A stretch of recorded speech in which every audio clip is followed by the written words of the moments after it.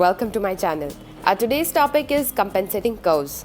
Compensating curves are used to achieve balanced occlusion in artificial teeth.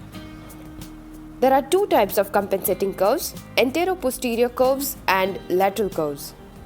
In this video lecture, we are going to study about curve of Spee, Monsoon's curve, Wilson's curve and the significance of each curve.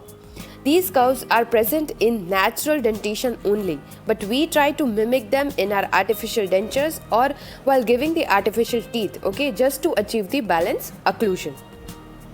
Curve of Spee. It begins at the tip of the lower canine and following the buccal cusp of the natural premolars and molars, continuing to the interior border of the ramus as described by the graph von Spee. So it starts from the lower canine and it ends at our condyle. Now what is the significance of curve of Spee? When the patient moves his mandible forward, the posterior teeth set on this curve will continue to remain in contact, as you can see in diagram A.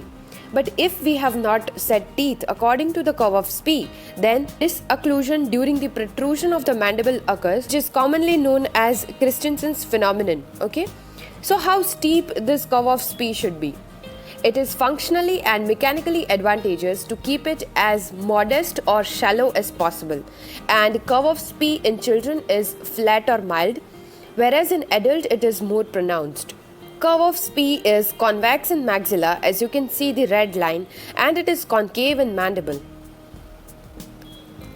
Coming to the curve of Wilson, it is a curve of occlusion which is convex downwards. It is used to arrange molars, and according to the Wilson, lower teeth are inclined lingually, giving the buccal teeth the prominence to decrease the torque. Now what will generate torque over here? Our medial pterygoid muscle, which is present over here, it generates the torque.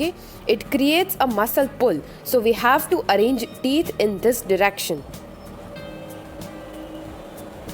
Align teeth in direction of the muscle pull, as I said here, the medial pterygoid muscle, right? It facilitates the cheek and tongue action, so food is placed on the occlusal surface.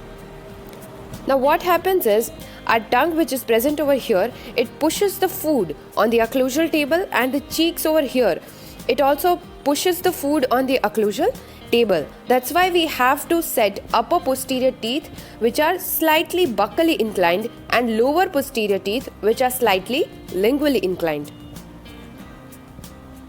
Curve of Monsoon, the curve of occlusion in which each cusp and incisal edges touches or conforms to a segment of a sphere of 8 inches in diameter, 8 inches in diameter with its center in the region of glabella. So the radius is of 4 inch and the diameter of 8 inch sphere we have to imagine. So the curve of Monsoon is in 3 dimensions, the combination of curve of Spee and curve of Wilson only. Only if the teeth are set following the Monsoon's curve, there will be lateral balance of occlusion. Otherwise, we cannot achieve lateral balance. Now summarizing all 3 curves, as you can see, this is our curve of Spee starting from the tip of the canine till the condyle. If we progress this line, it turns into a sphere of 8-inch circle, and the center of which is at glabella, giving us the 4-inch radius, right? And the curve of Wilson is this lateral curve from molars to molars in lateral direction. Thanks for watching. See you in the next video.